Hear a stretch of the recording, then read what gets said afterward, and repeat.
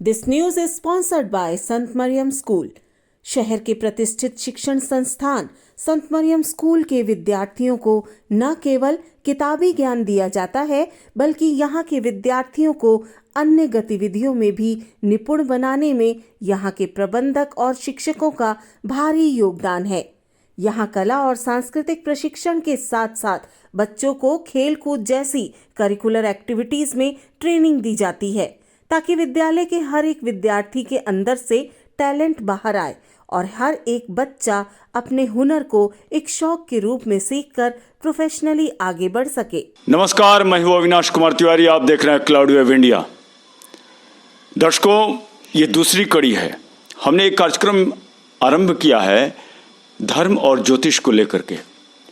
इस दूसरी कड़ी में हम चर्चा आगे बढ़ाएंगे और कुछ और जानकारियों को हम अपने मस्तिष्क में समेटने का प्रयास करेंगे।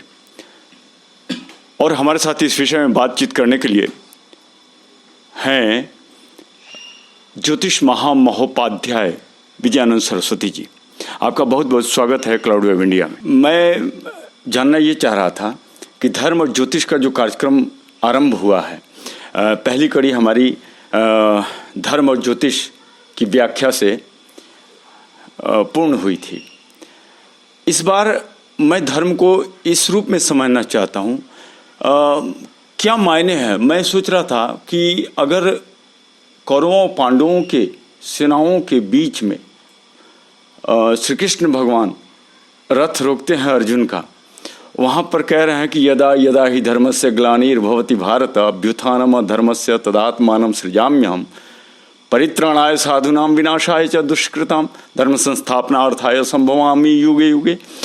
तात्पर्य यह है कि धर्म की स्थापना के लिए मैं आता हूं हर बार, लेकिन वहां कर्म करने की भी प्रधानता बताई जा रही है। कर्म करो पार्थ, कर्म करो पार्थ, कर्म करो पार्थ। तो क्या ये कर्म धर्म के लिए करना है? क्या कर्म उसी को कहते हैं जहां पर धर्म की रक्षा होती हो, धर्म का पोषण होता हो? ये कौन सा कर्म है जिसे करने के लिए कह रहे हैं भगवान?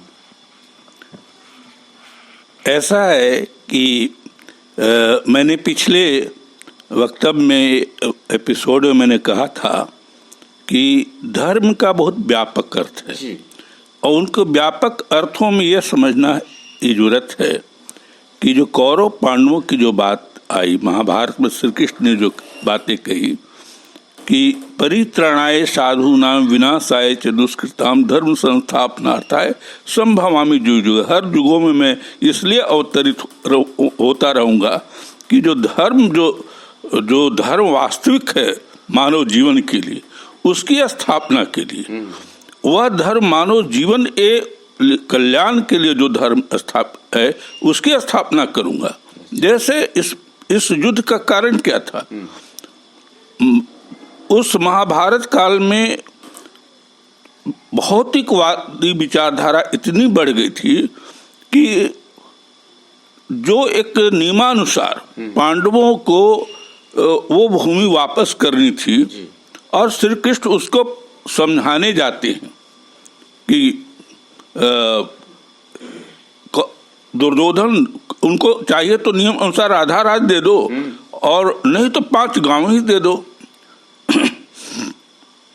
लेकिन दुर्योधन जो मदांध था, जो धर्म के विपरीत आचरण कर रहा था, वो बोलता है सुतिर भूमि न दास्यामि। अच्छा। सुतिर भूमि न दास्यामि विना युद्धेन केशव। हे केशव, आप गांव और आधी भूमि की बात करते हैं, मैं पांडवों को एक सुई नोक के बराबर भी जमीन नहीं दूंगा बिना युद्ध का। भगवान आक्रोश में आ गया, ने कहा कि मैं तो नहीं चाहता कि इस मानवता की हानि हो, लेकिन तुम अगर इसी तरह अडिग हो तो ऐसा युग हो जाए कभी नहीं हुआ था।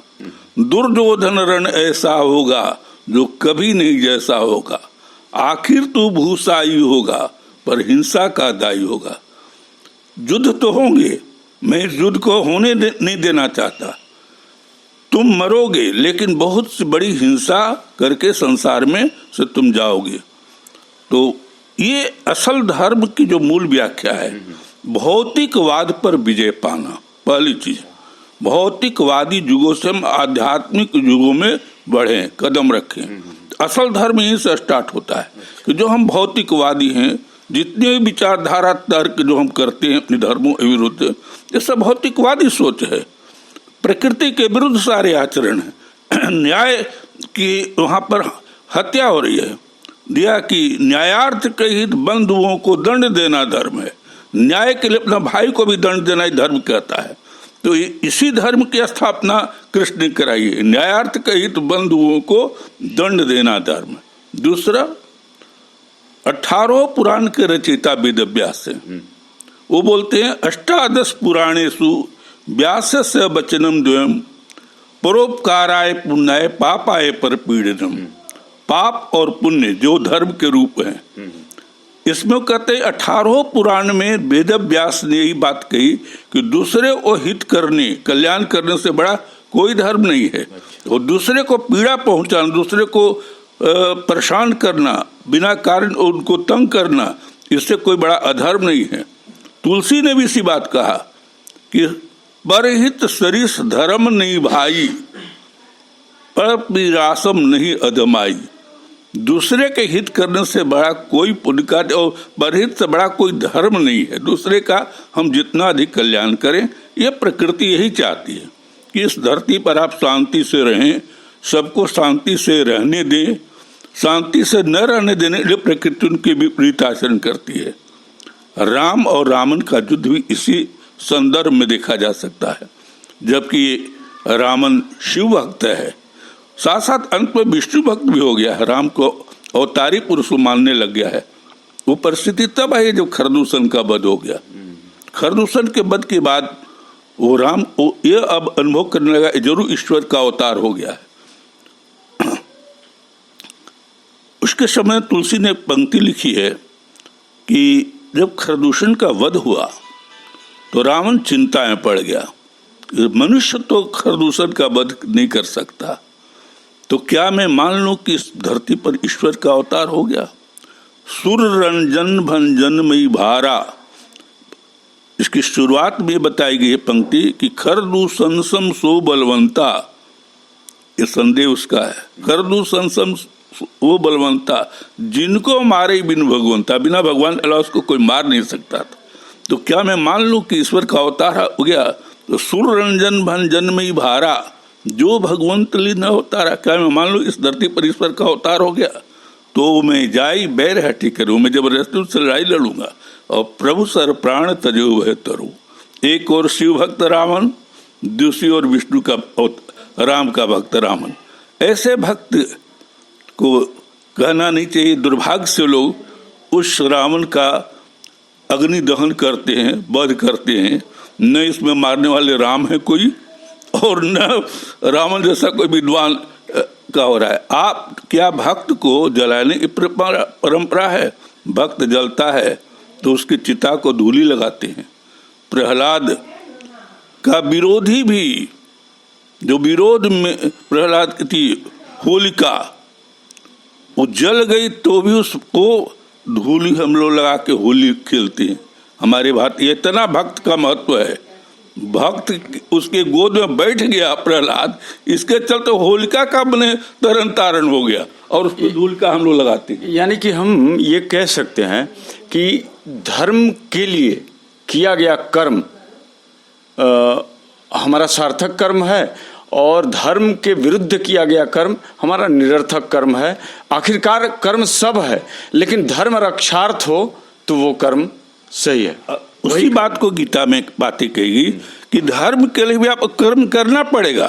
बिना कर्म के आप धर्म कैसे करेंगे। जैसे शरीर मेरा है तो शरीर माध्य खलु धर्म साधनम, हमारा शरीर धर्म का साधन करने का केंद्र है। तो शरीर है तो शरीर कर्म के लिए बना हुआ है। इसलिए हमारे यहाँ एक कही गई बात है कि सबसे पहले हमारे जीवन में आता है धर्म, जो फल चतुष्टय है, चतुर्थ पुरुषार्थ जो माना जाता है। धर्मार्थ काम मोक्षाना, धर्म पहले है, काम माने क्रिया बाद में आता है कर्म। धर्मार्थ धर्म करेंगे अर्थ आ जाएगा अपने आप।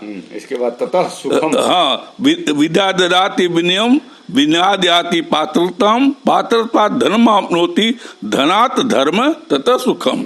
तो धन जब आएगा तो धन तो बिना क्रिया तो आएगा नहीं, बिना कर्म किए। तो जैसी करेंगे तो आप धर्म के प्रति आप आकर्षण हो जाएगा। गीता में इसी को संकेत किया गया है कि विद्या हमको अपने को ज्ञानवान बनाना चाहिए। विद्या ददाति विनयम, लेकिन उसके साथ यह है कि हम बहुत विद्वान हो जाएं, बहुत विद्या हमारे पास आ जाए, तो एक ही दोष है कि हम में घमंड नहीं आना चाहिए। तो इसलिए विनम्रता ये उसका गुण हो गया। अगर एक विद्वान, एक बहुत स्कॉलर यदि विनम्र होता है तो उसका गुण हो गया, अभिमान हो गया तो उसका दुर्गुण हो गया। तो विद्या ददाति विनयम, वो है विद्या है जो विनय को प्राप्त करती है। हम जो विद्या ले रहे हैं वो हम साक्षर बन रहे हैं, ये विद्या का मान ही नहीं है। विद्या अर्थ है सा विद्या या विमुक्ते, विद्या वह है जो हमको मुक्ति प्रदान करे। अब सवाल है मुक्ति क्या है? बहुत लोग सोचते हैं मुक्ति क्या है, व्हाट इज दिस। मुक्ति के संबंध में बहुत सिंपल व्याख्या दे रहा हूं मैं कि सारी प्रकृति त्रिगुणात्मक चीजों से जुड़ी हुई है, सत्व रज और तम। सत्व का रंग सफेद है, रज का रंग लाल है और तम का रंग काला है। आज विश्व भी 3 सृजनात्मक शक्तियों से चल रहा है, जिसको इलेक्ट्रॉन, प्रोटॉन और न्यूट्रॉन के नाम से हम जानते हैं। इसी शक्तियों को ब्रह्मा विष्णु महेश के रूप में जाना गया है।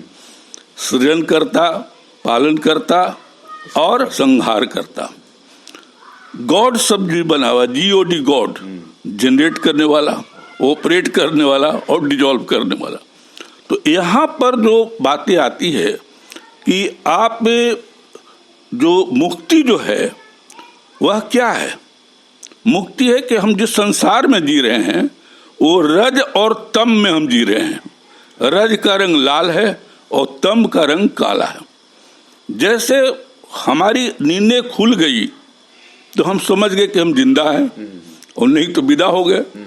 तो जब नींद खुलने पहले लालिमा लिए हुए सूर्य हमको जगा देता है।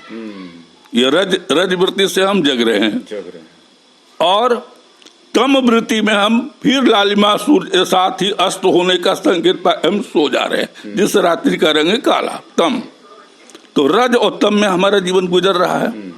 रज और तम यही सांसारिक जीवन है। अब हमको पहुंच रहे हैं सत्व में, जहां मुक्ति मिलेगी। सत्व गुण हुआ श्वेत और मुक्तिदाता कौन है? विष्णु। विष्णु को कहाँ वास दिखाया गया है? क्षीर सागर में, जिसका रंग सफेद है, श्वेत है, क्षीर सागर में। अब आप हम एक उदाहरण से इसको समझाते हैं। मनुष्य विज्ञान में एक पढ़े होंगे कि हमारे 2 तरह का परिवर्तन होता है प्रकृति में। एक को रासायनिक परिवर्तन कहते हैं और एक को यौगिक परिवर्तन कहते हैं। यौगिक परिवर्तन में कोई वस्तु को हम वापस ला सकते हैं। उदाहरण के लिए एक बर्फ ठोस वस्तु है, उसको अगर हम और थोड़ा सा छोड़ देंगे तो ढीला होकर के जल बन जाएगा। उस जल को हम फिर अगर आग में अगर उसको गैस पर चढ़ा दो तो वाष्प बन जाएगा। वाष्प को फिर हम ठंडा करेंगे, फिर जल बन जाएगा। जल को और ठंडा कर देंगे तो फिर ठोस बर्फ बन जाएगा। ये हुआ यौगिक परिवर्तन मनुष्य का। रासायनिक परिवर्तन क्या हुआ? रासायनिक जो मूल वस्तु वापस ही नहीं हो पाए। उदाहरण के लिए देखिए, यहाँ भी रज और तम की लड़ाई है।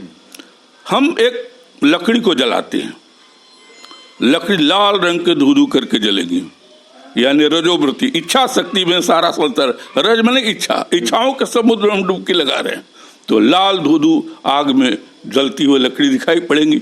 और उस पर जैसे सात्विक रूपी जल जहां मारे तो बुझ जाएगा रजवृत्ति और उसका रंग हो जाएगा काला। वो तुरंत जो जलता हुआ जो कोयला वाग है वो तुरंत करिए तमोवृत्ति में आएगा। तम माने क्रोध। आपकी इच्छाएं नहीं पूरी होती तो आप गुस्साते हैं कि नहीं गुस्साते? आप आक्रोश में ही तमोवृत्ति है। आप इच्छा नहीं पूरा होना, आप तमोवृत्ति में आ जाना। तो लकड़ी पर जैसे सात्विक वृत्ति का जल छिटाता है तो वो बुझता तो जरूर है, लेकिन तुरंत तमोवृत्ति में परिवर्तित हो जाता है। लेकिन अगर इस प्रक्रिया को हम बार बार करें, रज वृत्ति का जल बराबर जब जले तब अगर छिड़ते चले जाएं तो एक ऐसी स्थिति आ जाएगी कि लकड़ी का कोयला लाल होते और फिर जल से बुझते काला होते, अंत में वो राख में तब्दील हो जाएगा।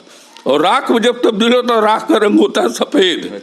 अब राख से न तो हम कोयला बना सकते हैं और न हम लकड़ी बना सकते हैं। सो दैट ये रासायनिक परिवर्तन हुआ, यही मोक्ष है, यही मुक्ति, यानी हमारी संपूर्ण इच्छाओं का नियंत्रित हो जाए जीवन, हम सभी इच्छाओं से मुक्त हो जाए, यही मुक्ति है हमारे।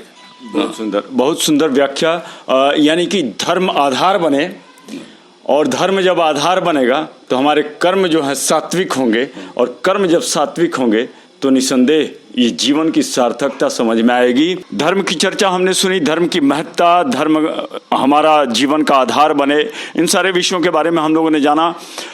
अब हम ज्योतिष की ओर चलते हैं। ज्योतिष की ओर चलने के एवज में हम ये जानना चाहेंगे कि अभी 14 जनवरी गुजरा है, सूर्य भगवान उत्तरायण हुए हैं, शुभ मुहूर्त आरंभ हो गया है, इसमें शादी विवाह एकदम चरम पर होगा। शादी विवाह में बात आती है गणना की। ये गणना की क्या विशेषता है, क्यों महत्व रखता है हमारे जीवन के लिए, और इसको अगर हम नज़रअंदाज करें तो इसका क्या प्रतिफल मिलेगा? क्या इतना आवश्यक है गणना? देखिए, ज्योतिष को मैंने पहले भी इस संबंध में बताया है कि ज्योतिष प्रकाश का काम है आगे दिखाना। हम पीठ के पीछे प्रकाश दिखा के तो नहीं चल सकता आदमी, प्रकाश कर सकता सामने है आगे से, ताकि हम उसके अनुसार रोशनी में चल सके। तो प्रकाश देने का काम ज्योतिष या ज्योतिषी का है। ये बहुत प्रासंगिक है कि अब 15 जनवरी से शुभ मुहूर्त शुरू हो गया, वैवाहिक कार्य शुरू भी हो गए। वैवाहिक कार्य का सबसे अहम मुद्दा आज के संदर्भ में है कि लड़की के पिता से अगर लड़के वाले को विवाह नहीं करना है तो गणना का एगो आधार लेकर के इनकार करने उनको बहुत बड़ा मुद्दा बन जाता है कि भाई पंडित जी ब्राह्मण देवता ने कह दिया है, वो गणना नहीं बन रहा है, इसलिए शादी आप यहाँ नहीं कर सकते हैं। यह सारा एगो आधार है पंडितों ऊपर थोप करके अपनी तिलक दहेज अधिक मांगने की व्यवस्था। गणना का जहाँ तक संदर्भ है बिल्कुल वैज्ञानिक है। अच्छा। और कुछ चीजें की भ्रांतियां हैं जो बहुत समझने की जरूरत है। गणना में अष्टमेलापक चीज होता है, 8 तरह का मिलान किया जाता है। जरूरत इसलिए है कि यदि आज तो किसी भी मिट्टी के घड़े को हम लें, बर्तन को लें, तो 50 से 100 रुपये से कम में नहीं मिलने वाले। किसी जमाने में 2-4 रुपये मिला करते। तो घड़ा जो जिसकी कीमत मात्र 100 रुपया है, उसको भी हम खरीदने जाते हैं तो उसमें देखते हैं कहीं करिया धब्बा तो नहीं है, हमको शुभ कार्य में ले जाना है, कलश बनाना है, पूजा करना है, कहीं कोई उसमें छेद तो नहीं पानी से बह जाए। तो 100 रुपये की वस्तु के लिए हम इतना ठोक टका करके बाजार में उतरते हैं। लेकिन हम अपनी बिटिया को एक अनजान मुसाफिर के यहाँ सौंपने जा रहे हैं जिसके विषय में हमको बहुत जानकारी नहीं है, केवल आमने सामने देख रहे हैं, उसके मन में क्या चल रहा है ये हम नहीं जान पा रहे हैं। सब देख लिया, बहुत बड़ा घर है, बहुत सुंदर लड़का है, बहुत पढ़ा लिखा लड़का है, लेकिन हमारी बिटिया आजीवन इसके साथ सुखद रहेगा इसकी कोई गारंटी नहीं है। आप इतने ही भर देख सकेंगे, यह पुत्रवान होगा कि नहीं होगा नहीं जान सकते। यह इसके साथ मेरी बिटिया सुंदर संबंध व्यवहार विचार मिलेगा ही नहीं मिलेगा, यह चिंता का विषय पिता के लिए होता है। तो एक लड़की का पिता को इस मानसिकता के लिए गणना एक संबल है, सहारा है, जो उसको थोड़ा सा यह एहसास कराता है कि हाँ पंडित जी ने ठीक से गणना देखे तो मेरी बिटिया का भविष्य सुंदर होना चाहिए, कोई गड़बड़ी नहीं होगी, पुत्रवान रहेगी, ये आपस में प्रेम रहेगा, सौभाग्यवती मेरी बेटी जाएगी। यहाँ भारतीय मानसिकता है बेटियों का सौभाग्यवती होना, ये भारतीय मानसिकता है। ये हर बेटी चाहती है, हर स्त्रियां चाहती है एवं पति के जीवन काल में हम इनके कंधों से विदा हों। मूलतः इन्हीं 3 बातों को जानने के लिए गणना की बड़ी आवश्यकता है। और ये बिल्कुल वैज्ञानिक है। इसका संबंध अष्टमेलापक से है। अष्टमेलापक यानी 8 वस्तुओं पर विचार किया जाता है। ये 8 वस्तुएं हमारे मन के अंदर सभी तंतुओं के कमजोर और सुखद पहलुओं को प्रकाशित करता है। अच्छा। जैसे ब्लड ग्रुप है, ब्लड ग्रुप 8 ही प्रकार के हैं, ए प्लस, ए बी प्लस, ये आप देखें तो 8 ही है। तो आपकी शादी किस ग्रुप वाले से हो रही है, तो आपको ठीक है मेडिकल साइंस जांच कर लेगा, ग्रुप मिला लेगा, लेकिन ग्रुप मिलाने के बाद उस संपूर्ण चीज को तो नहीं बता सकेगा। इन दोनों प्रेम रहेगा कि नहीं, ये लोग बाल बच्चे होंगे कि नहीं, ये सौभाग्यवती रहेगी कि नहीं बता सकता। तो निश्चित रूप से जो अष्टमेलापक है वो संपूर्णता का प्रतीक है। लेकिन यह संपूर्णता के साथ साथ कुछ अधूरा भी है। अष्टमेलापक के बावजूद भी अष्टमेलापक गुणों की व्याख्या करता है। जैसे 36 गुण है, 36 गुण पंचांग में कहीं दिखाई नहीं पड़ते, लेकिन 36 गुण तक उसकी मान्यता दी गई है। हम पहले भी एक बार बता चुके हैं कि 9 अंकों का बड़ा महत्व है। उसी तरह गणना में भी 9 है, 36, 34, 9। तो लेकिन 36 गुण माना जाता है, लेकिन 36 गुण पंचांग के गणक में नहीं दिखाई पड़ता। वो सब मिलकर के 8 चीज अगर मिल जाते हैं तब जाकर के सही होते हैं, तब जाकर के 36 गुण बन जाता है। और जो चीज नहीं मिलेगा उसका गुण क्रम से कम होते जाएगा। जैसे उदाहरण के लिए हम शुरुआत करते हैं, सबसे शुरुआत कुंडली का होता है, वो होता है वर्ण से। वर्ण का स्वरूप हुआ आपकी प्रकृति भेद से। अच्छा। कैसी प्रकृति, किस मेंटलिटी के हैं। मान लीजिए ब्राह्मण हैं, क्षत्रिय हैं, वैश्य और शूद्र हैं। आप यदि ब्राह्मण हैं और आपकी शादी वैश्य परिवार से हो जाए, वैश्य प्रकृति वाले से हो जाए, तो आपका सोचने का तरीका, ब्राह्मण वो होता है सबसे श्रेष्ठ वही ब्राह्मण जिसमें हो तप त्याग। वैश्य क्या है, उसको धन लाभ प्राप्त करने का अधिकार है। शास्त्रीय मत उससे वैश्य बनाया गया है कि वो अर्थोपार्जन कर सकता है। ये किन प्रकार है, ये दोनों में अंतर है, ब्राह्मण विचार हो वैश्य के विचार से। तो यह एक तरह का ये ज्योतिषीय आकलन से बता रहे हैं, सामाजिक बातें नहीं हो रही। तो वर्ण का काम है आपके उन अवस्थाओं को जानना जिसके साथ आपके विचार कैसे मिलते हैं। दूसरा आता है वश्यावस्य। तो वश्यावस्य मतलब आप किसके वश्य में हो सकते हैं, तो उन सब चीजों का विचार किया जाता है आपसी सौहार्द भाव के लिए। और तीसरी वस्तु आती है, उसका नाम है योनि।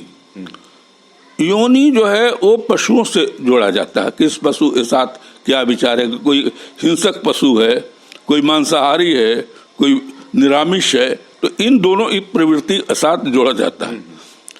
और उसके बाद फिर आता है आपको गण। गण में प्रवृत्ति विशेष है। कोई गण वो राक्षस वाला नहीं है, सिंह पोछ वाला। राक्षस की, मनुष्य राक्षस और देवता में क्या अंतर है। अब चूंकि गणना हो रही तो ब्राह्मण राक्षस और मनुष्य का उसमें वर्णन है।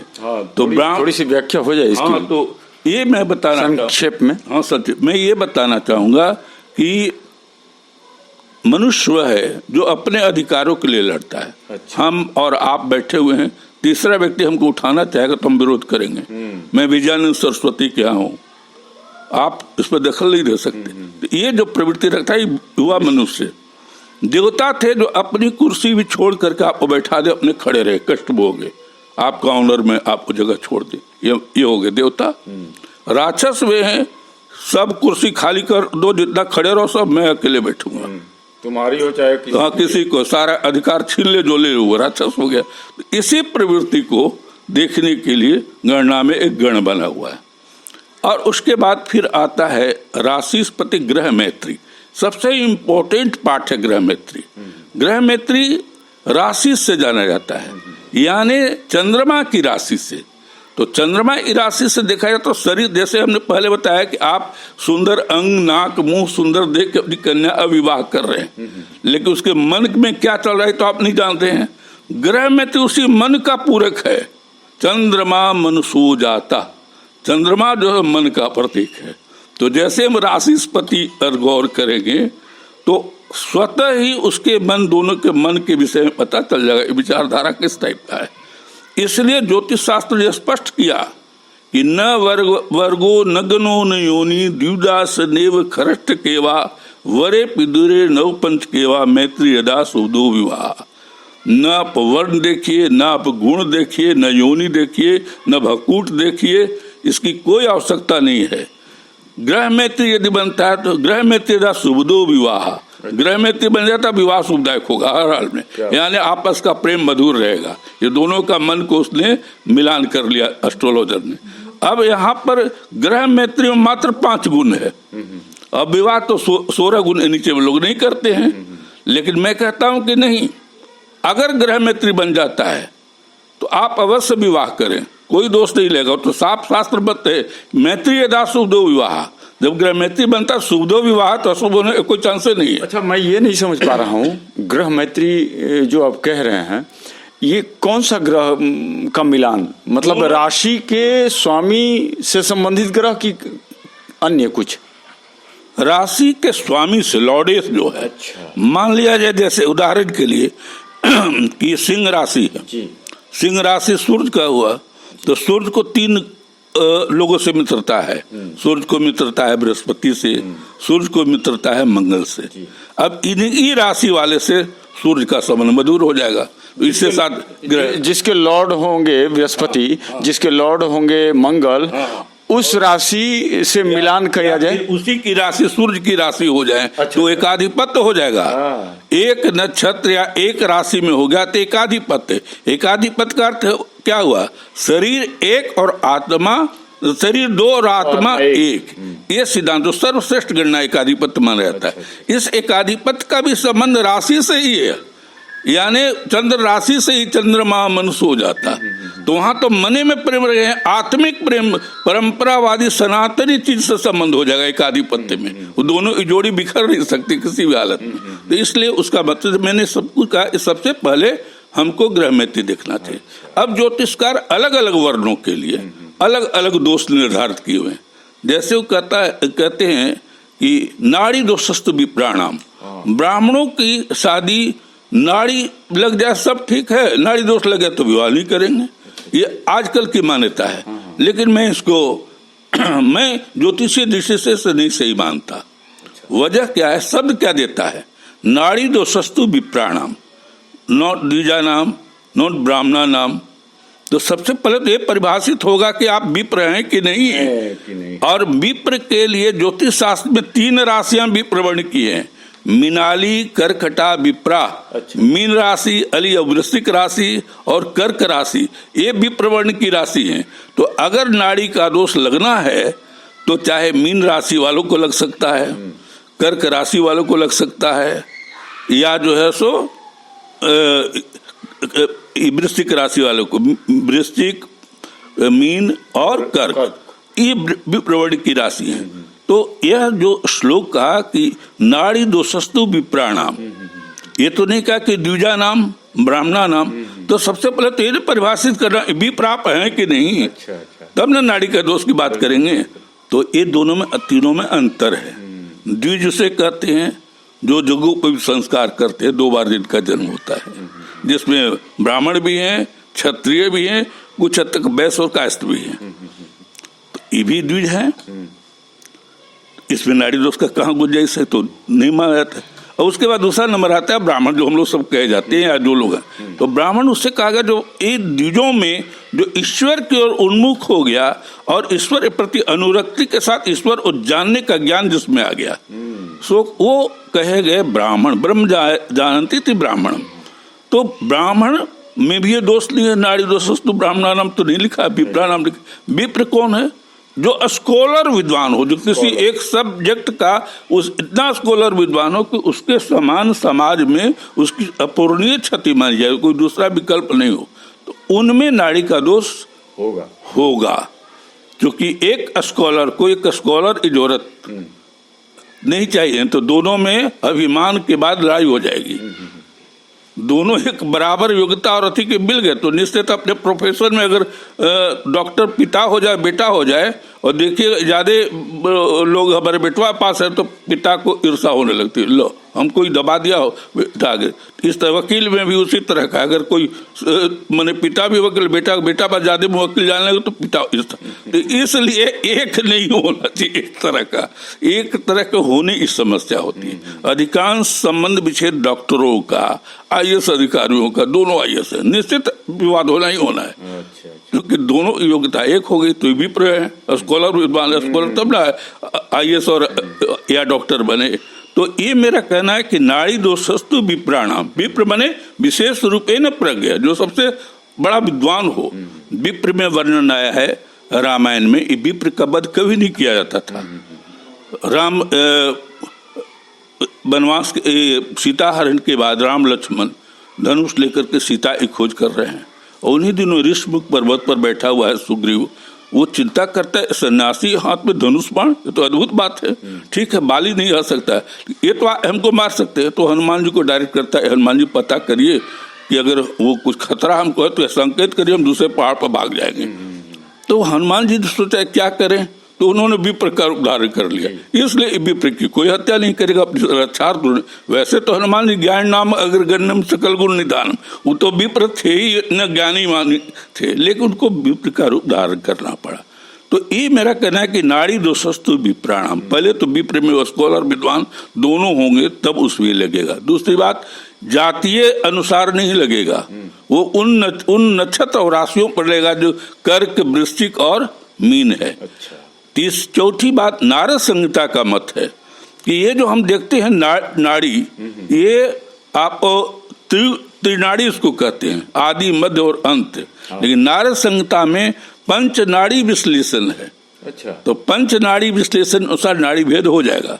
अगर त्रिनाड़ी में गड़बड़ा है तो पंच नाड़ी जो सबसे वैज्ञानिक है उसमें वो अलग हो जाएगा, अगर ये दोष लगता है। तो पहले है कि आप विप्र हैं कि नहीं, एक। दूसरा आपका है कि ये जो मैंने बताया कि अब गण दोष जैसे हमने बताया वैश्य में लगता है, तो गण दोष वैश्य में लगता है, तो पहले तो ये देखना ना गण वाली प्रवृत्तियां उसमें है कि नहीं, राक्षस देवता मनुष्य वाली। अगर राक्षस देवता मनुष्य वाले एक तरह के स्वगणों पर माप्रीति, अगर एक गण हो जाए, राक्षस हो जाए तो दोनों में प्रेम हो जाएगा, मनुष्य दोनों में प्रेम रहेगा। देवता है तो प्रेम हो, लेकिन इसके विपरीत देवता राक्षस में नहीं पटेगा, राक्षस मनुष्य में नहीं पटेगा। तो ये प्रवृत्ति विशेष से दिया गया है, कोई बॉडी लैंग्वेज से नहीं, उसके अंदर ये प्रवृत्तियों का विश्लेषण में गण आता है। और इसके बाद हम गणना में कुछ और बातें कहना चाहते हैं। जैसे गणना का सबसे अहम भूमिका मंगला मंगली है, जिसके कारण बहुत सी शादियां रुक जाती हैं। अब मंगला मंगली का डर भय दिखा करके बहुत से विवाह को लोग विखंडित करते आ रहे हैं, विद्वान लोग। मैं इस पर एक कहना चाहता हूँ कि ये श्लोक 5000 साल पहले लिखे गए। अच्छा। मंगला मंगली या जितना भी श्लोक है 5000 साल पूर्व का अभी वर्तमान स्थिति नहीं है। पहले हमारे यहाँ बाल विवाह हुआ करता था। अच्छा। तो बाल विवाह जो हुआ करता था तो उस समय के लिए सारे श्लोक लिखे गए हैं। जैसे मंगला मंगली का श्लोक आप समझाए थे, कहता है कि लग्नि वेच पाताले या मित्र चाष्टमी कुज कन्या भर्तु विनाश है भर्ता कन्या विनाश करते। लग्न 1, 4, 7, 8, 12 में मंगल यदि हो, स्त्री या पुरुष, लड़कियां अति मनुष्य में, तो एक दूसरे के लिए हनता। अगर एक में नहीं, दूसरे में नहीं है तो एक दूसरे को हनता है। अगर ये 1, 4, 7, 8, 12 में अगर लड़की में है मंगल और लड़के में नहीं तो लड़के के लिए खतरा है, अगर पुरुष में है तो लड़की के लिए। लेकिन जो श्लोक जो कह रहा है वो सब लिखता है कन्या। कन्या किसे कहते हैं? जो 2 वर्ष से 9 वर्ष की उम्र की लड़की हो। अच्छा। उसे कन्या, हम लोग कुमारी पूजा करते हैं, उसी उम्र को कहते हैं। इसमें तो ये नहीं लिखा गया कि स्त्री नाम होगा या जो है सो नार्याम होगा, कहीं तो नहीं इस श्लोक को आया।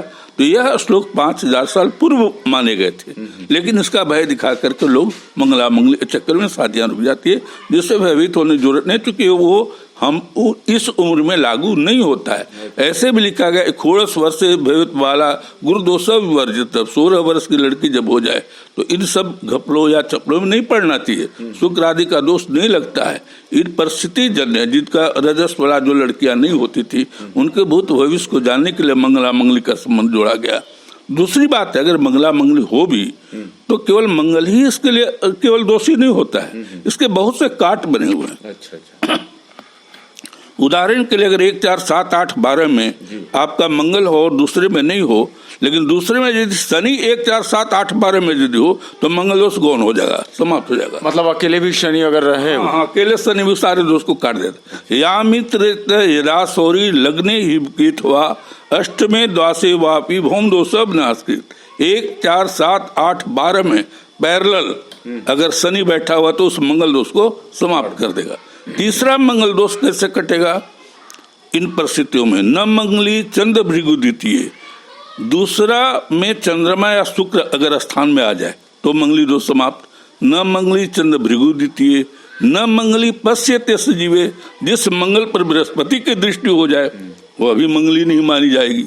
न मंगली केंद्र गति राहु, केंद्र में अगर राहु आ जाए तो ही मंगली दोष नहीं होगा। न मंगली मंगल राहु जोग, मंगल राहु एक साथ बैठ जाए तो मंगली दोष समाप्त। तो इस तरह का जो दोष है उसके काट भी बनाए गए हैं ज्योतिष शास्त्र के विज्ञान हिसाब से, और ये गणना को बहुत ही विधिवत परिभाषित किया जाता है। पहले इसकी जांच के लिए नियम है कि लड़का लड़की दोनों की कुंडलियों में 1, 4, 7, 8, 12 में पाप ग्रह एवं क्रूर ग्रह की गणना करिए। मंगल के साथ के कितने ग्रह इसमें हैं, जिसके हिस्से में ज्यादा हो जाए वो प्रबल हो गया लड़का या लड़की में, और जिसमें कम हुआ वो सरल हो गया। तो हमको सरल में विवाह करना है, प्रबल में तो करना नहीं। हाँ, अब यदि कुछ लोग कहते हैं कि लड़की का कुछ हो ही जाएगा तो क्या दिक्कत, मैं ऐसा नहीं होता। स्त्री एक पार्टनर है, हमारे पाणी ग्रहण संस्कार है, अर्धांगिनी है, आधे शरीर वो मालकिन है, तो उसको आप विनाश की कल्पना क्यों करते हैं? कैसे करते हैं? अच्छा तो क्या होगा, उसकी मृत्यु हो जाएगी तो क्या? बहुत से प्रश्न लोग करते हैं, मैं इससे सहमत नहीं हूँ। तो गणना बहुत ही आवश्यक विषय है। आज के संदर्भ में गणना गुण के लिए है, लेकिन यही सब कुछ नहीं है। इसको कहते हैं अष्टमेलापक, लेकिन असल जो जानना है आपको वह ग्रह गणना जानना है। यानी आपका घर यदि केवल सुंदर प्लास्टर हो, सुंदर रंग रोगन हो तो घर मजबूत नहीं होगा। घर के मजबूती के लिए जरूरत है सुंदर ईटा, मजबूत ईटा, सुंदर सीमेंट, बालू, और उसको सिंचाई करके उसको क्यूरिंग किया हुआ तो घर टिकाऊ होगा। तो घर आप एक गारहस्थ जीवन एक टिकाऊपन बनाने के लिए कौन जरूरी है? ग्रह गणना, न कि अष्टमेलापक। अष्टमेलापक न भी अगर अच्छा बनता हो, 5 ही गुण आता हो ग्रह में, अगर 3 चीज कुंडली में हो जाए तो वह विवाह शुभदायक है। जैसे आपका ग्रह गणना में जैसे मैंने बताया कि सौभाग्य की जानकारी के लिए मंगला मंगली के तर्क को समझें। 1, 4, 7, 8, 12 में क्रूर और पापक ग्रहों की गिनती करके एक दूसरे के विषय में जाने। अब दूसरा विषय आता है, ये तो हो गया सौभाग्य पक्ष, और ग्रह में तो हुआ वह अप्रेम का संबंध हुआ। तीसरा पहलू है बच्चा संतान, पंचम भाव। विवाह के बाद ही बहुत सी स्त्रियां या बहुत सी दाम्पत्य जीवन में लोगों का बहुत खलबली हुआ, या तो लड़की हो करके रह गई या बच्चा हुआ ही नहीं, तो उसके लिए पंचम भाव को देखा जाता है। पंचम भाव और बृहस्पति, सूर्य च नवमेता चंद्रिमाता चतुष्कम भौम चतुर्थी भ्राता भू सातुर्थ मातुल गुरु च पंचम तः पुत्र। पुत्र का संबंध बृहस्पति से, तो जिस कुंडली में बृहस्पति मजबूत हो, जिसका पंचम भावेश मजबूत हो, उसको संतानवान होना निश्चित है। लेकिन ज्योतिषकार बृहद पराशर अन्य ग्रंथों का मत है कि पंचम भाव का मालिक पंच में से त्रिक स्थाने अथवा वार संयुति निरपत्य योगो भाषतो मुनि सप्त ऋषियों को कहा गया। सप्त ऋषियों ने कहा कि पंचम भाव का मालिक यदि 6, 8, 12 इसको त्रिक भाव कहा जाता है, कुंडली के 6ठे, 8वें और 12वें भाव में चले जाएं तो पंच में से त्रिक स्थाने 6, 8, 12 में जाए, अथवा 12 सूर्य 7 अस्त हो जाए। निरपत्य योगो भाषतो, सप्त ऋषियों ने कहा कि वह निर्वंश या बिना संतान का रहेगा, उसके बाल बच्चे नहीं हो। यह एक विचारणीय विषय है संतान के लिए। दूसरा है कि गुरुते पंचम गेहपति जाय पड़े त्रिक भाव ता सुत को जानिए ताके पुत्र भाव। पंचम भाव का मालिक गुरुते पंचम, बृहस्पति से पंचम भाव का प्रतिनिधि ग्रह अगर 6, 8, 12 में चला जाए, जहां बृहस्पति बैठा हुआ है उसे पंचम भाव का मालिक अगर 6, 8, 12 में चला जाए तो उसको पुत्र की प्राप्ति नहीं हो सकती, भले कन्या हो जाए। गुरुते पंचम गेह पति, गेह माने घर का मालिक, उस राशि का मालिक। जाए पड़े त्रिक भाव, त्रिक 6, 8, 12 में चला जाए, ता सुता के जानिए ताके पुत्र भाव, उसको पुत्र नहीं हो सकता। तो यह भी एक है। तो ये सब विचार नहीं, कुंडली का विषय है। समयाभाव के कारण हम बहुत बातों को अभी नहीं रख पाए हैं, लेकिन गणना के संबंध में आज जो वैवाहिक समस्या है उसके लिए इतना यह विषय पर्याप्त है, क्योंकि प्रासंगिक है। हम अगले एपिसोड में और भी अधिक जो विचार जो आएगा उसको हम केंद्रित करेंगे। समय अगर आपके पास है तो और भी व्याख्या की जा सकती है, लेकिन अगर समय का अभाव है तो ही विराम देते हैं। दर्शकों, बहुत सारी चर्चा हुई, बहुत सारे ज्ञान आए सामने और हम लोगों को लाभ पहुंचाने वाले हैं ये ज्ञान, और इसका आप माध्यम बने, समय निकाला आपने बहुमूल्य, आपको बहुत बहुत धन्यवाद। ये लोक जन उपयोगी कार्य है, मेरा पूरा जीवन इसी तरह गुजरा है। जन समेत का कल्याण, मैं धर्म की व्याख्या कर रहा था, परहित सरिस धर्म नहीं भाई। तो हम धार्मिक व्यक्ति अगर इस अपने विचारों से जन संवेद के भ्रम को दूर कर पाए, कुछ नए ऊर्जा के साथ आगे बढ़ने का रास्ता दिखा पाए, तो ये तो मेरे बहुत धार्मिक और पुण्य कार्य है। इसलिए मैं आभारी हूँ क्लाउड वेव का कि वो मुझे इस बातों को पब्लिक तक पहुँचाने में योगदान दे रहे हैं। मैं उनका आभारी हूँ। धन्यवाद।